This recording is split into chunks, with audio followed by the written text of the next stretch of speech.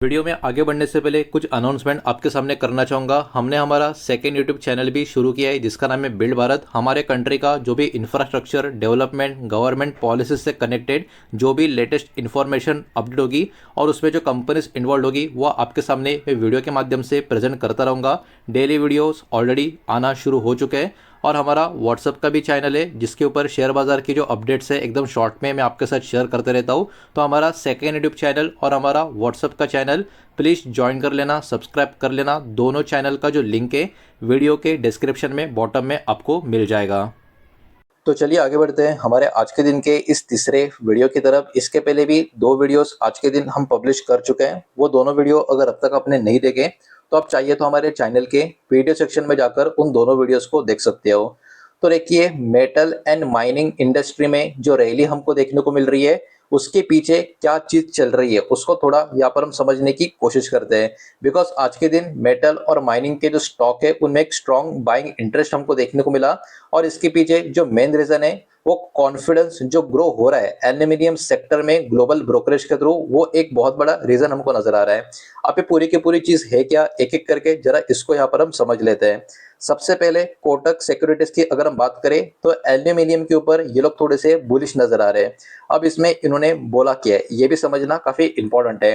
कोटक ने ये बोला है कि एल्यूमिनियम का जो प्राइस है कहीं ना कहीं हाई मतलब ऊपर की तरफ रह सकता है लंबे समय के लिए।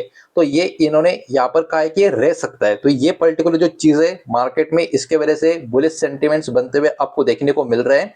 Even after geopolitical tension reduce, मतलब जियोपॉलिटिकल टेंशन जो ईरान इजराइल अमेरिका और बहुत सारी चीजें दुनिया भर में जो हो रही है, जो जियोपॉलिटिकल टेंशन है कम होने के बावजूद भी प्राइसेस अभी भी काफी मजबूत नजर आ रही है। उसके अलावा सप्लाई का जो प्रॉब्लम है वो बहुत ही बड़ा है डिमांड इशू के कंपैरिजन में। मतलब यहाँ पर अभी भी सप्लाई के इशू नजर आ रहे हैं जबकि डिमांड यहाँ पर काफी अच्छी खासी बनी हुई है। मिडल ईस्ट का जो प्रोडक्शन है वो अभी भी लोअर आपको नजर आएगा। ग्लोबल एक्स्ट्रा कैपेसिटी जो है वो अभी के टाइम पे लिमिटेड आपको देखने को मिलेगी। इसी की वजह से इनका जो ओवरऑल व्यू यहाँ पर जो एल्यूमिनियम के ऊपर बना है वो है दोस्तों स्ट्रॉन्ग प्राइस का जो सपोर्ट है यहाँ पर बना रह सकता है, ऐसा कोटक का मानना है। अब यहाँ पर दूसरे पॉइंट की बात करें जेपी मॉर्गन की, तो इन्होंने रिकॉर्ड डेफिसिट एक्सपेक्टेड यहाँ पर अपना एक अनुमान बताया। इनके अनुमान के हिसाब से 1.9 मिलियन टन का शॉर्टेज 2026 में यहाँ पर होता हुआ नजर आ सकता है। और ये कहीं ना कहीं बिगेस्ट डेफिसिट 26 साल का जो डेटा है उसमें आपको अभी के टाइम पे देखने को मिल सकता है, ऐसा इनका मानना है। एक्सपेक्टेड प्राइस की बात करें क्वार्टर टू 2026 की, $3,800 पर टन का यहाँ पर इनका एक्सपेक्टेड प्राइस माना जा रहा है। मतलब बात एक्चुअली वही है कि अभी के टाइम पे डिमांड कहीं ना कहीं काफी अच्छी खासी है लेकिन सप्लाई का जो इशू है उसके कारण ये सारे सिनेरियोस प्राइसिंग में हमको देखने को मिल सकते हैं। उसके बाद एक और आप कह सकते हो ग्लोबल लेवल का बड़ा नाम एचएसबीसी, इन्होंने भी अपना जो प्राइस टारगेट है वो इंक्रीज करके रखा है। रेज्ड एल्यूमिनियम प्राइस फोरकास्ट, मतलब वही एल्यूमिनियम का प्राइस का फोरकास्ट है, इन्होंने भी अपने तरीके से उसको ऊपर की तरफ शिफ्ट किया है। 2026 में +10% और 2027 के लिए +8% से इन्होंने अपना प्राइस फोरकास्ट को यहाँ पर अपडेट किया है। इनका मानना है कि एक्सपेक्टेड प्राइस की अगर हम बात करें यहाँ पर एल्यूमिनियम की बात हो रही है तो ये अबाउ $3,500 पर टन के हिसाब से रह सकता है। और ये भी कहीं ना कहीं इंडिकेट कर रहा है कि जो मजबूती यहाँ पर एल्यूमिनियम मार्केट में बनी हुई है वो इसी तरीके से कंटिन्यू होती हुई हमको नजर आ सकती है। अब देखिए चौथे पॉइंट में हम यहाँ पर ये देखेंगे कि गुजरात मिनरल डेवलपमेंट कॉर्पोरेशन यानी जीएमडीसी ये ऊपर की तरफ क्यों बढ़ रहा है। अब देखिए जीएमडीसी की अगर हम बात करें या जीएमडीसी माइंस की बात करें, बॉक्साइट जो रॉ मटेरियल है एल्यूमिनियम के लिए, कहीं ना कहीं ओवरऑल ये top of aluminium value chain का एक पर्टिकुलरली हिस्सा आपको देखने को मिलेगा। और अगर एल्यूमिनियम का प्राइस ऊपर की तरफ जाता है तो बॉक्साइट का जो डिमांड है वो भी इंक्रीज होता हुआ नजर आएगा। तो ओवरऑल इसके वजह से जो रियलाइजेशन होगी वो भी इंप्रूव होती हुई आपको देखने को मिलेगी, जिसका डायरेक्ट बेनिफिट कहीं ना कहीं इस सेक्टर के अप ट्रेंड को होता हुआ हमको देखने को मिल रहा है। तो जीएमडीसी के लिए अभी के टाइम पे ये वाला जो बॉक्साइट का डिमांड भी बढ़ रहा है ना एल्यूमिनियम के प्राइस की वजह से, वो इनके फेवर में जाता हुआ यहाँ पर नजर आ रहा है। अब देखिए गवर्नमेंट का जो पुश है रेयर अर्थ मैग्नेट स्कीम के ऊपर, ये भी कहीं ना कहीं आपको वर्क करता हुआ नजर आएगा।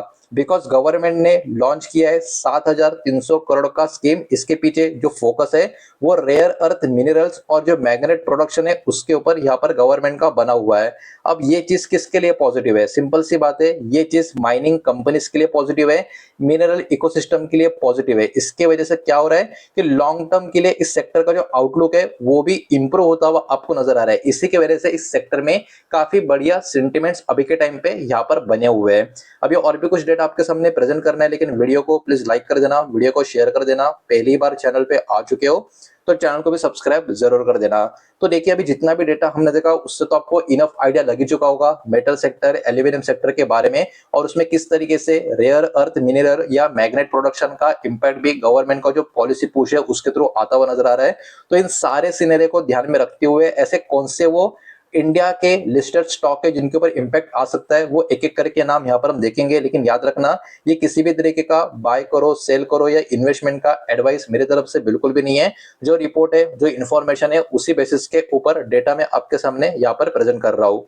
तो यहाँ पर सबसे पहले जो एल्यूमिनियम के प्रोड्यूसिंग कंपनीज है उनके नाम देखेंगे, जिसमें हिंदाल्को इंडस्ट्रीज का नाम नजर आएगा, नेशनल एल्यूमिनियम कंपनी का नाम भी यहाँ पर आपको देखने को मिल रहा है, और वेदांता का नाम यहाँ पे आपको नजर आ रहा है।